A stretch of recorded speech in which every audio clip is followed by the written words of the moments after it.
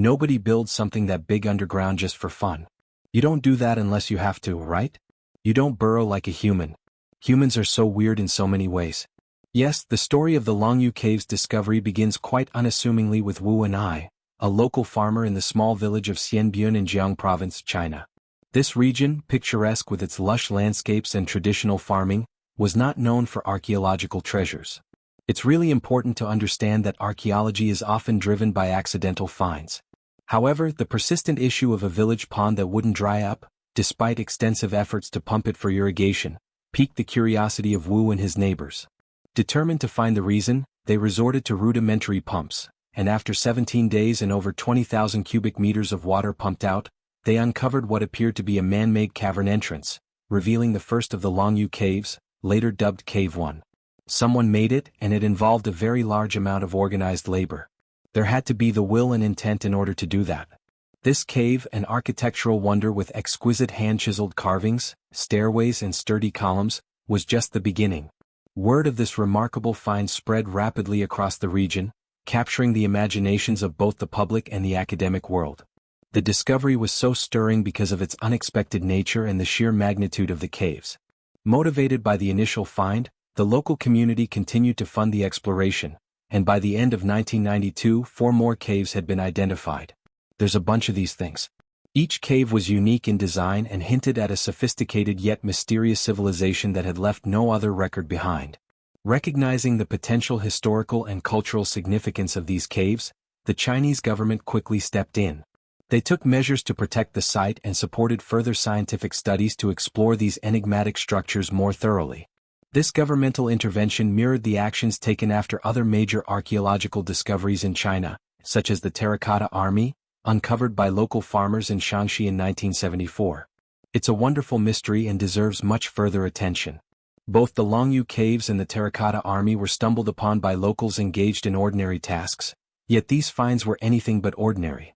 The Terracotta Army, part of Emperor Qin Shi Huang's mausoleum, features thousands of life-size statues, each detailed with unique facial expressions and attire, clearly a tribute to the emperor's military forces.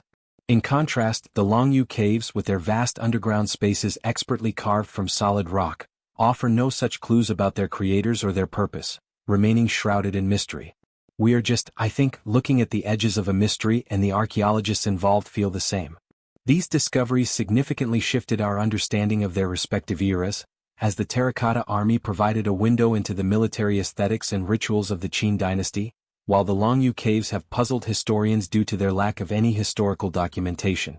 Both sites have undergone intense scholarly scrutiny and ongoing research, as experts from around the world try to uncover the secrets they hold and the stories they might tell about the ancient peoples of China. These caves were cleverly concealed by the mountainous landscape and dense vegetation, which likely played a role in keeping them hidden for centuries. The region's rocky terrain further protected these man-made wonders from natural erosive forces, preserving their pristine condition through the ages. Advancements in technology have significantly aided in the exploration and mapping of these caves. Techniques such as laser scanning and ground-penetrating radar have been crucial in providing detailed information about the cave's dimensions and layout. Initially, surveys indicated that the caves covered an area of approximately 30,000 square meters, but ongoing exploration might extend this figure as more sections are discovered. The architectural consistency observed across the Longyu Caves is truly remarkable. Despite varying sizes and designs, each cave exhibits uniform craftsmanship, with flat bases for pillars and symmetrical spacing of architectural elements. This uniformity suggests they were likely constructed under the centralized direction of a single authoritative entity, possibly a local ruler or a unified government during that era. The choice of siltstone for construction, a material easier to carve than granite or basalt, allowed for the creation of smooth walls and intricate carvings, showcasing an advanced understanding of material properties and structural engineering. This is evident in the high ceilings supported by massive stone pillars designed to distribute weight evenly throughout the caverns. The caves are not only a feat of engineering but also of artistry. The internal structures include complex water channels that likely serve to prevent flooding and maintain a stable internal environment, alongside ornate gutters and meticulously carved bridges that enhance both the functionality and aesthetics of these spaces. The scale of excavation involved is staggering, with an estimated 1 million cubic meters of rock removed using basic iron or bronze tools. This massive endeavor would have required thousands of laborers over several decades, if not centuries, highlighting the significant human effort and organization required. Detailed examinations of the tool marks and techniques on the cave walls offer archaeologists valuable insights into the technological capabilities of the time. Furthermore, carbon dating of some cave sections indicates their construction dates back to at least the Eastern Zhou dynasty, over 2,000 years ago. This ancient origin adds to the mystery and allure of the caves. The Longyu Caves, with their vast chambers and no historic records to explain their construction, have sparked a plethora of theories about their original purpose. One popular theory is that the caves were used as ancient storage silos. Researchers supporting this idea point to the stable temperature and humidity levels inside the caves, conditions ideal for storing perishables. The interior layout, featuring platforms and ledges, seems perfect for organizing goods, while the intricate water management systems might have been designed to control moisture levels, ensuring that stored items remain preserved. Another theory suggests that these caves served as royal tombs or burial sites for nobility. This wouldn't be out of place in ancient traditions worldwide, where elaborate resting places were often constructed for the elite. The extensive labor and detailed craftsmanship involved in creating the Longyu Caves imply they were built for significant individuals. However, the complete absence of artifacts or human remains commonly found in other tombs casts doubt on this theory. Some believe the caves had a religious or ceremonial purpose, considering how their secluded and quiet interiors would be suitable for spiritual activities. This aligns with the global historical trend of using caves for such purposes. The uniform design and orientation of the caves could suggest they were specifically planned for processions or religious ceremonies, although the lack of religious symbols or artifacts challenges this theory. A more practical perspective is that the caves were quarries. This theory posits that the caves were originally mined for stone used in early Chinese imperial construction projects, though it doesn't account for why the stone wasn't used in any known structures nearby. Lastly, a more speculative idea is that the caves functioned as ancient astronomical observatories. Some suggest that the orientation of tunnels and openings within the caves aligns with specific celestial events, much like other historic astronomical sites. But what's fascinating about them is their very powerful geometry and astronomy. This would imply a sophisticated understanding of the stars by the creators of the Longyu Caves, though hard evidence for this theory is still lacking.